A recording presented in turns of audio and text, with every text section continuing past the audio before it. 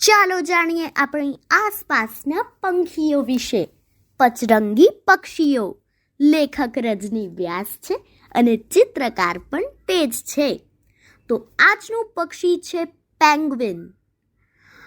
Penguin એ દક્ષિણ ધ્રુવ પ્રદેશ એટલે કે સાઉથ પોલનું પક્ષી છે. ધ્રુવ પ્રદેશની કડકડતી ઠંડીમાં આરામથી તે રહી શકે તેવી કુદરતે તેને શક્તિ આપી છે. દક્ષિણ ધ્રુવ પ્રદેશના મોટા વિસ્તારમાં પેંગ્વિન પક્ષીની લગભગ 15 જાતો વસે છે.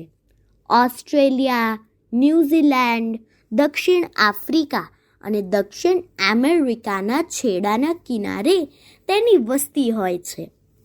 પેંગ્વિન પક્ષી છે, તેને પાંખો પણ છે, છતાં કુદરતે તેને ઉડવાની શક્તિ આપી નથી.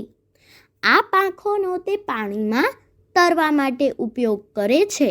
તેની મજબૂત પાંખો પાણીની અંદર હલાવીને હલેસા તરીકે તેનો ઉપયોગ કરીને તે પાણી કાપી આગળ જાય છે. તે કલાકના 40 કિલોમીટરની ઝડપે તરી શકે છે. જમીન ઉપર તે ક્યાં તો ચાલે છે અથવા કૂદકા મારે છે.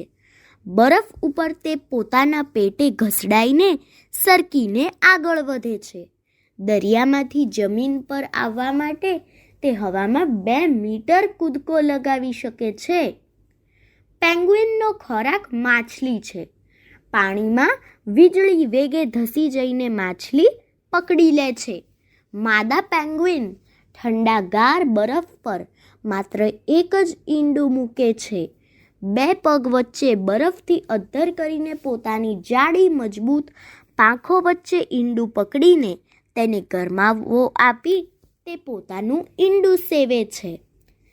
પેંગ્વિનની ઊંચાઈ 1.5 મીટર જેટલી હોય છે અને તેનું વજન 35 કિલો જેટલું હોય છે.